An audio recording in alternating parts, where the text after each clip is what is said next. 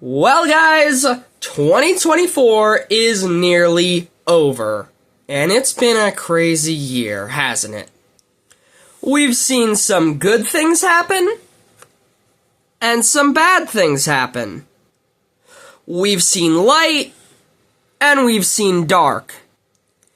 But hey, let's finish off the year with a top 10 countdown of my favorite figures that I've gotten in 2024. Let me first set some parameters. First of all, the figures have to have been released in 2024. Second, I have to actually own them. So, some figures that I would really like and probably put near the top of this list that I haven't been able to get a hand on won't make it on this list. And thirdly, this is all my opinions. My list will probably be different from yours. So, hey, if you feel like sharing your favorite figures of 2024, well, feel free to do so in the comments. I like talking about this hobby with other people, so anything of that sort, I'm more than happy to read. But hey, let's get into the top 10 list. And also, sorry if I sound a little weird, I have a cold. And hey, let's start this list off strong with our number 10 spot. The Marvel Legends Retro Iron Man Wave She-Hulk, even though she didn't appear in Iron Man the Animated Series. But whatever, because this is a great figure. I've already done a review on this She-Hulk, so if you want to hear me go more in-depth into the things I like and the few things I dislike about this figure, go check that out. But in short, this figure's got a great sculpt. She's a lot taller than the average Marvel Legends figure, which is good for She-Hulk since she's meant to be a really big character. And she's got some great paint applications and an overall really nice color scheme. I like the way the purple and white mix with the green. It just looks good. Also, she came with this really fun crushed gun accessory, which I feel could be used with a lot of figures and, of course, well, with She-Hulk since it's the accessory that came with her. I do kind of wish she could have come with a more angry head sculpt, but with a figure this big that's the same price as the average Marvel Legends, you can't really go wrong with the She-Hulk. Sticking with the retro-carded Iron Man line, we have the Model 09 Iron Man from the Marvel Legends retro-carded Iron Man line. First of all, I gotta say, this is one of my favorite Iron Man armors from the comics. I think it's a simple but very effective reinvention of the classic Iron Man design. I love the shoulder pads and the bulky gloves and boots. Just overall, really nice as a design. Some people dislike the banana yellow and ketchup red color scheme, but that's how he was colored in the comics. I know he was meant to be metallic red and gold, but this is how he looked in the comics, and that's how he was colored. That being said, I wouldn't mind a reissue of this guy in metallic red and gold.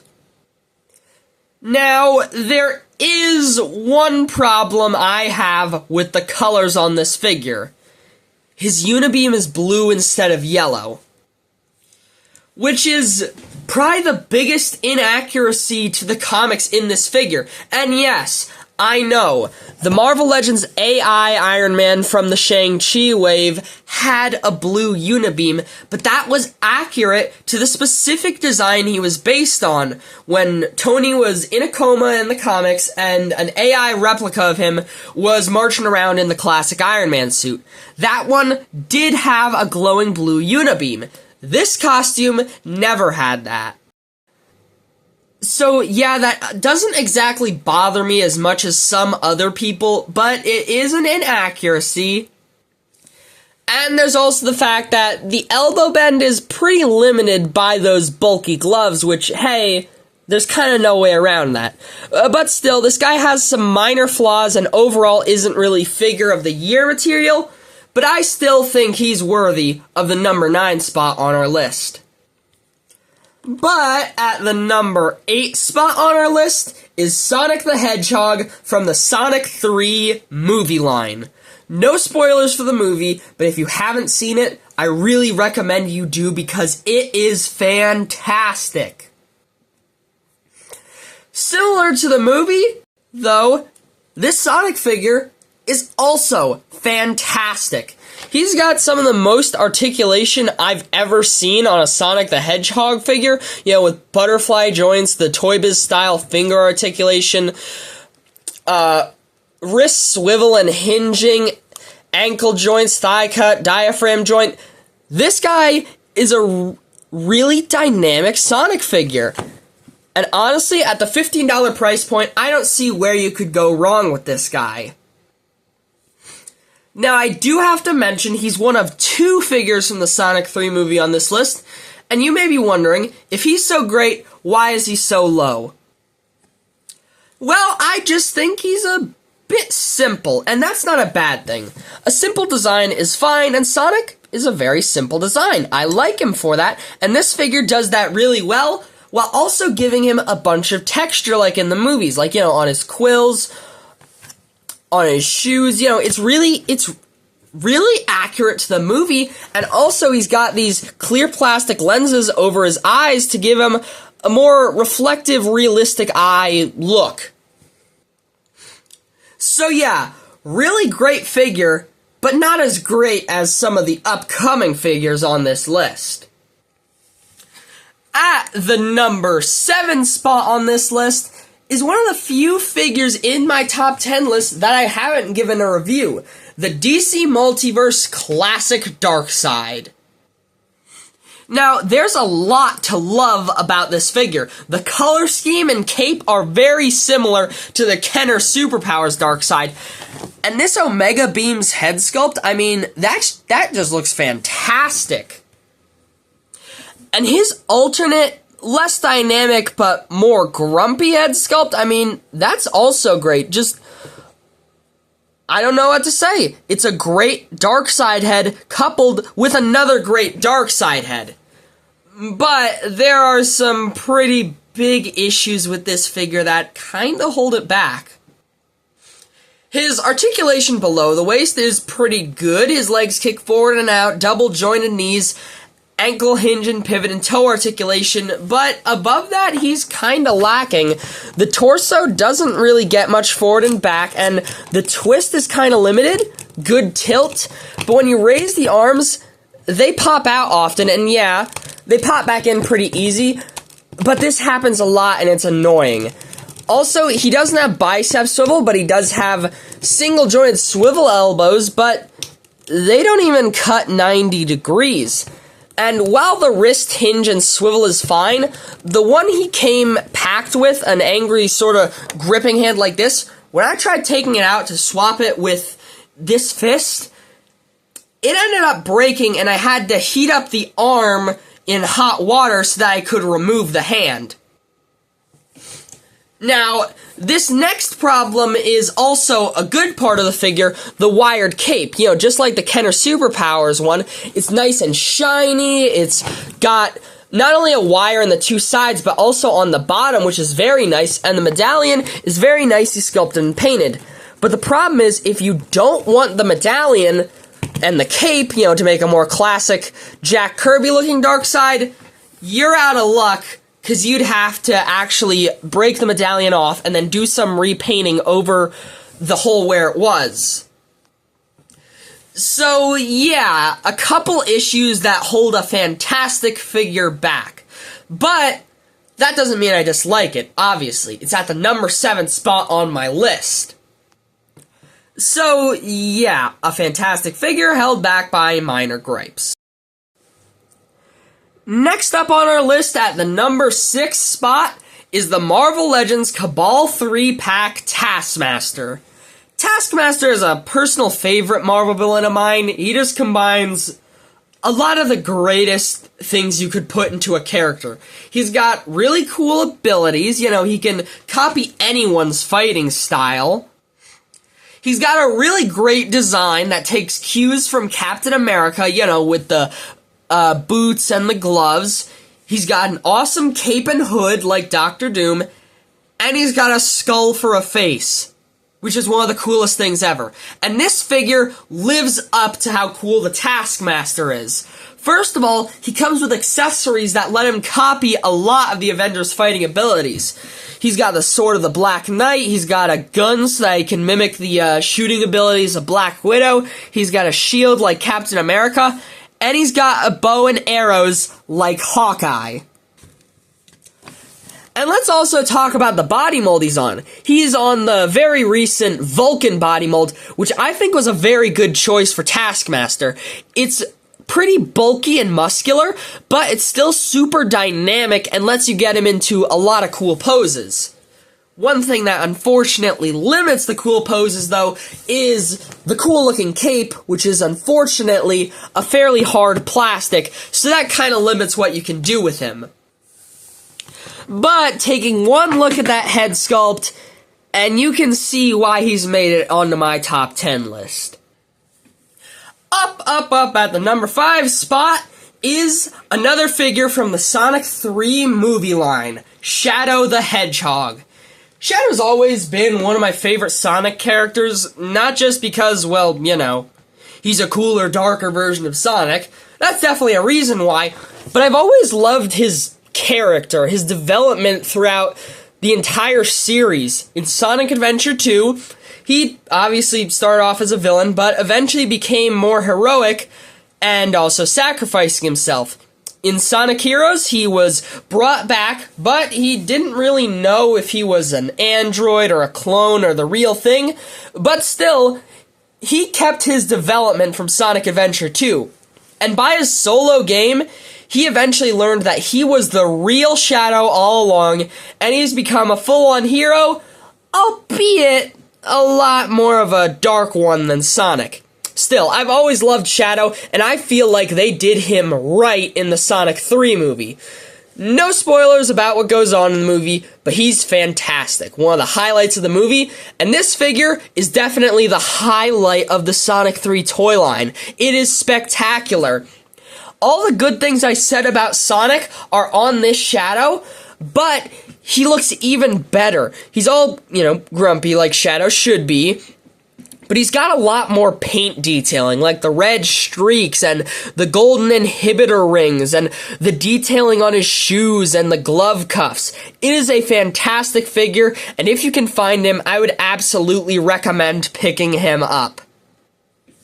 Now, if Shadow is so good, then how good are the remaining 4 figures on this list? Well, at the number 4 spot, we have a figure I was considering putting at number 1. The McFarlane Digital Silver Age Joker. Another figure I haven't given a proper review yet, but still, this guy is fantastic. Everything from the color scheme to the paint job to especially that head sculpt just screams classic, definitive Joker. And he came with some pretty darn good accessories too. He came with a normal accessory holding hand along with this great Joker cane with the ribbon and Joker head top. He came with this more weird looking accessory holding hand, a bit more strange Joker-like. It almost looks like it's one of Spider-Man's web shooting hands. And he came with an alternate hand holding a Joker fish, which is an amazing choice for an accessory. And really fitting of a Silver Age Joker, even though that technically wasn't a Silver Age story. Although I do find it kind of weird that every single alternate hand is for this hand, which is the one holding the playing cards, rather than the other hand. Maybe they could have included another hand holding a laughing fish for this hand, so that you could actually recreate the original laughing fish cover. But hey, I'm not one to complain about getting a definitive McFarlane Joker. But that really begs the question, who are the top 3 figures of the year? Well, at number 3, we have the Marvel Legends Deluxe Odin. I was considering putting this guy a bit higher, which he probably deserves, but I just feel like there were some minor factors that knocked this guy down a peg. For one, the price. He was about $60 or $50, which is a lot. And some of the articulation was lacking, even for a bulky character, but despite all that, this figure was fantastic. You'd certainly get your money's worth if you did pay $50 or $60 for him. I mean, look at all the metallic paint, all the intricate details of Odin's armor. And hey, that head sculpt and crown ain't nothing to scoff at either, and plus, he's got a cloth cape. Not a wired one, mind you. In fact, that probably would have put him up to either the number 2 or number 1 spot, but still, this guy is nothing to scoff at, and he came with a bunch of more accessories. If you want to hear me go on and on about this Odin, well, I released a video a couple days ago about this Marvel Legends Odin.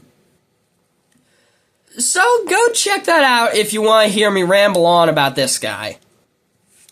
Now at the number 2 spot is our only tie for this list, between the McFarlane Batman Reborn and the McFarlane First Appearance Batman. I know it seems strange to put these guys above Odin, but I don't know, there's just something about them I like more, and also they're a lot cheaper, both just being the standard DC Multiverse price of $20, and for that, you get a lot with these guys. You got the standard McFarlane style articulation, which is a bit lacking in the torso, but is great everywhere else. They come with a fair bit of alternate hands, 2 extra pairs making for a total of 6 hands in total for each of them, including the ones they came packed with. Some great new tooling like, the lack of arm spikes for this guy along with the head and belt, and same for this guy, new head and belt, and new lower arms. And hey, we can't forget about these wired cloth goods capes. They're fantastic. And also, on the Batman Reborn Dick Grayson Batman, he comes with these great new hands with these sort of brass knuckle looking things, which, I mean, that's just a fun accessory that you can also put on the hands of a Batman figure on the same basic body mold as this guy, the Nightfall body mold. Now, before we get to the number 1 spot, let's get some honorable mentions out of the way. Starting off, we have the McFarlane Collector Edition Green Lantern. Came with a load of accessories, including an alternate head, a Green Lantern shield, a load of alternate hands, too, along with, of course, a lantern for the Green Lanterns. Next up is the McFarlane Toys Batman v Superman Armored Batman. This figure is just fantastic. He's got an accurate and also wired cape, some great metallic paint details and scuffing, and, as you can see, he's pretty big and bulky. Next up is the McFarlane Digital Longbow Hunters Green Arrow. There aren't enough classic comic Green Arrow figures out there, and while this guy may not be the most classic, he's still pretty good. Minor gripes are that they only included a regular arrow for him to hold and not a boxing glove arrow, and also they didn't paint all the straps. Now that's the McFarlane honorable mentions out of the way. For some other honorable mentions, we have the Cabal 3-pack Doctor Doom. This might be the definitive Marvel Legends Doctor Doom, and that cloth cape definitely helps, although just like Odin, it's unfortunately not wired. Also in the honorable mentions category is the Sonic 3 movie Dr. Eggman figure. This guy's great, but unfortunately, he's way too small compared to the Sonic and Shadow from the line. I mean, does this look accurate to you? I didn't think so. But still, for $15, you get a pretty good Jim Carrey Eggman likeness. Also in the honorable mentions categories, the Lego Death Egg Robot and Eggman minifigure. I don't care, this counts. I've been waiting since the Lego Dimensions Sonic pack for this to come out. Sue me. And at the number 1 spot, my personal favorite figure of 2024 is the McFarlane Toys Superman Page Punchers Brainiac. What can I say about this figure? Well, I can say a lot. First of all, sculpt work, phenomenal. I am honestly shocked that this costed $25. And I could say the same about the paintwork. It's very rough and dirty looking, but still shiny. And the spots of pink really shine among the silvers and blacks. Let's also talk about that head. It's my personal favorite look for Brainiac's head, the sort of skull ship type look. You know, very reminiscent of the Kenner Superpowers design, and also Crisis on Infinite Earths, which is my favorite DC story. So, I'm a big fan of how this Brainiac looks. I mean, just look at how all the different claws and tendrils and arms and legs look. I mean, just look at this thing. It's spectacular, and that's an understatement. Even with how strange his design is, he still gets most of the standard DC Multiverse articulation, like double elbows, double knees, ankle, hinge, swivel, and pivot, along with a pretty decent torso range for a hunched-over character. And let's also not forget, you can mix and match a lot of the parts so that you can get a completely different look for Brainiac. You know, you can put his arm up here, this claw right here, you can swap pretty much everything here to be completely different. It's a fantastic figure, and honestly, really great as an army builder too, especially for the $25 price point. And hey, with how different he can look, you can make every Brainiac drone look unique. So yeah, my personal pick for the best figure of 2024 that I got is the McFarlane Page Puncher's Brainiac. Honestly, though, if you were to swap any of the top 3 picks around, I'd still probably agree with you. That's how much I like all these figures. And hey, this is only the figures I bought. There's also stuff like the Deadpool 3 movie figures, the Astonishing X-Men Wolverine, the Superior Spider-Man. And that's not even mentioning the countless import lines like SH Figure Arts or Mafex, or just really expensive lines like the Mezco 112 line. You see, the fun thing about collecting action figures is that if you don't stick to one line, you're gonna go bankrupt. And if you stick to one line, you're gonna go bankrupt. In my opinion, 2024 has been an amazing year for action figures. So, I honestly hope 2025 is even better. I mean, hey, with that No Way Home Lizard and that new Nemesis Build-A-Figure wave from Marvel Legends alone, well, things are looking pretty bright for the new year. To everyone watching this, have a great day, 'cause you deserve it, and Happy New Year!